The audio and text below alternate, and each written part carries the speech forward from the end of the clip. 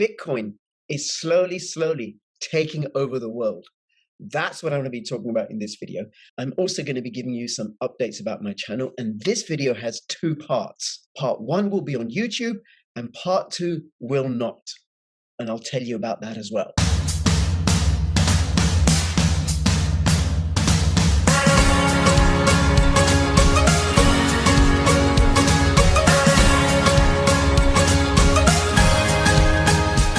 Hi everybody, this is Crypto Rich, working with you to get rich with crypto, filling our pockets with crypto profits. And first, a few announcements, and I'll start by thanking you all. Thank you. Thank you if you're a regular subscriber. Thank you if you're a regular viewer. Thank you if you're an occasional viewer. Or thank you if this is your first time on this channel. Just thank you. And I ask that you click the like button, comment, subscribe, all that business. Throw me a ticker symbol or two.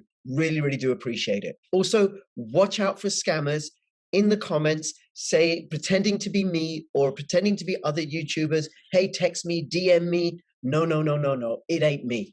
If I have something to say to you, I'll say it in the comments directly. And if you want to reach out to me, you can do so by joining one of the Telegram groups of one of the cryptocurrencies that I regularly cover and pinging me in that group. Then you'll know it really is me. The other thing that I ask you to do is please click on my affiliate links. Go check out Token Metrics if you want a really great technical and fundamental analysis on which altcoins to invest in. You get a discount with my link.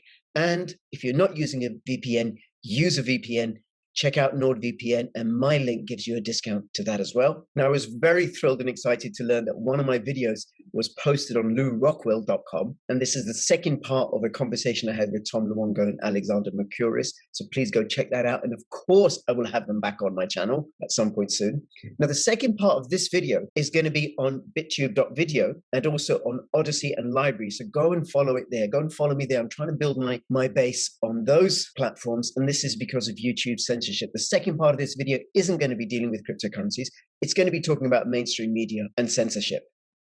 Now, a few days after I recorded the following video on Bitcoin all over the world, El Salvador announced that it was going to airdrop $30 worth of Bitcoin to every citizen as part of its policy to promote the use of Bitcoin as legal tender within its country. So in this video, I'm going to be talking about how Bitcoin is taking over the world. I don't mean literally. What I'm referring to in particular is the decision by the El Salvador government to become the first country to adopt Bitcoin as legal tender. And I'm going to be talking about the ramifications of that and which other countries are lining up and which other countries I think are likely to line up. And ultimately, I think this is bullish for Bitcoin in the long term. The law in El Salvador states that all economic agents shall accept Bitcoin as a form of payment when it is offered by the purchaser of a good or a service. It also says that tax payments can now be made in Bitcoin. Now, shortly after that announcement, the government announced that they were exploring the possibility of volcanoes powering Bitcoin miners. Now, not the volcanoes as such, but using heat generated from the volcanoes that are in El Salvador, 100% renewable green energy. So if I think of it in terms of gold, this country is going to be mining its own digital gold, and it's going to be accepting digital gold. Now, I think that will have the effect of drawing in lots and lots of real money, proper money, not fake fiat counterfeited currencies into El Salvador. Now, El Salvador is a teeny weeny little country in Central America, but I wonder what the impact of El Salvador accepting Bitcoin is going to have on its neighboring nations such as Honduras and Guatemala and Nicaragua, but also other countries in general. Now take a look at this. This is from the Cointelegraph. Mexico lawmakers aim to follow the example of neighboring countries with proposed Bitcoin legislation. Eduardo Murat Hinosa, a senator of the federal government of Mexico, has said he will be submitting a proposal to lawmakers seemingly aimed at crypto adoption in the country. Now, it is just a proposal, and it doesn't necessarily mean that it's going to happen or it will become law in Mexico, but the conversation is shifting. And the announcement from Mexican government official follows from what Carlitos Rejala, a Paraguayan congressperson, said, that crypto will be connected to an important project to innovate Paraguay in front of the world. He added that he was working with local crypto figures in order for Paraguay to become a hub for the crypto investors of the world. See, you got El Salvador have implemented it. Paraguay over here have said they're going to be looking at it, at least one congressman there. In Mexico, there's a law being proposed about it. Well, what could the impact of that be? This is a list of countries by population in Central and South America, El Salvador has a population of 6.48 million. It's tiny, and that represents 0.08% of the world's population. In fact, the population of 6.48 million is less than the population of London, which by no way is anywhere near the most populous cities in the world. So just to give you an idea of the size of El Salvador, so that in itself is not necessarily a big deal, but I think the bigger deal is its symbolic nature. So the Overton window has widened. When a government accepts Bitcoin as legal tender, that creates credibility for Bitcoin as a viable currency. Now, Paraguay is pretty small in terms of its population, 7.1 million. But what's interesting about Paraguay and El Salvador is how young the populations are, with a median age of 28 in El Salvador and 26 in Paraguay. Now this is Mexico, 128.9 million people with a median age of 29. Were Mexico to adopt a law that made Bitcoin legal tender, that would be a much, much bigger deal. But even having the discussion, having the conversation, even Congress people talking about it being viable is going to wake up other countries. It's going to wake up many, many more people to the utility of Bitcoin. This is from Google Trends, and it shows the interest in the term Bitcoin over the last 12 months all over the world. And you can see how it's grown. And largely it's grown as a function of the increase in price. As people get more interested in Bitcoin, when they see the price going up and they start FOMOing in, they start searching it more, and they think, oh my God, maybe I should have listened to Crypto Rich all those bloody years ago when he talked about this. And then they start doing searches on Google. Now contrast this chart with this one just for El Salvador. So flatline, flatline, flatline, flatline.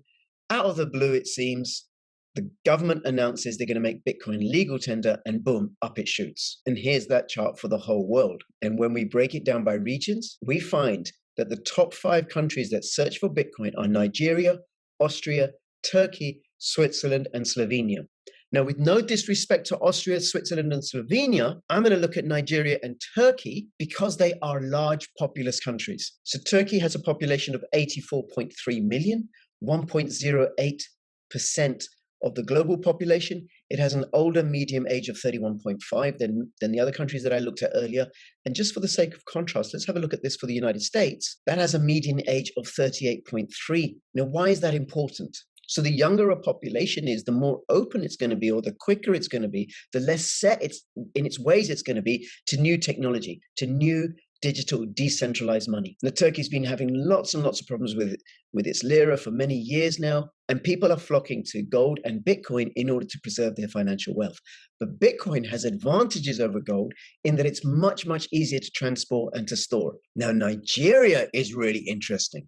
Lots of use of Bitcoin in Nigeria, a population of 206.1 million, 2.64% of the world population, and I think close to a fifth of Africa's population is in Nigeria, and the median age is 18.1. Now, whereas in El Salvador, the use of Bitcoin is being promoted by the government, in Nigeria, it's being promoted by the informal sector. And it's not just Bitcoin. It's also the case with other cryptocurrencies in Nigeria like Flashcoin, Electronium, Dash, Zen. This is a young population that's increasingly savvy when it comes to crypto. But even in countries where the infrastructure is way more developed, where the fiat currency has greater economic power, there is increasing interest in Bitcoin. There's a short article from coinmarketcap.com. The number of people who own crypto in the UK may surprise you, and it did surprise me. New figures suggest that 2.3 million people in the UK now own cryptocurrencies, and I think the UK population is about 68 million. And this is 400,000 more than last year. On average, Britons have invested roughly £300,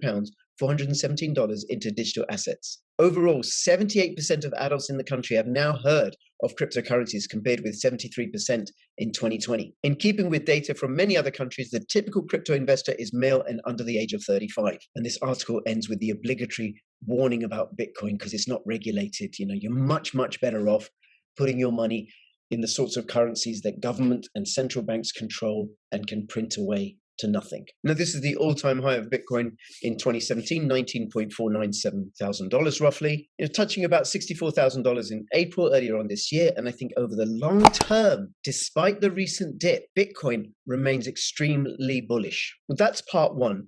Let me know what you think. Let me know what you have noticed about Bitcoin and cryptocurrencies in your part of the world, and what are your projections for the short term, medium term, and long term for Bitcoin. Please do comment, like, subscribe, and just send me a ticker symbol in the comments. I really, really would appreciate that. In part 2 of this video, it's completely unconnected because it's not about crypto. It's going to be about politics. It's going to be about the mainstream media and censorship, and how come there is so much censorship, and how come it's almost like the mainstream media just speaks with one voice, in particular regards to a phenomenon that's been going on across the world since January 2020. And with that is an invitation for you to come and watch me and support me on the other censorship resistant platforms. I'll have the links in the description below. See you for part 2 soon.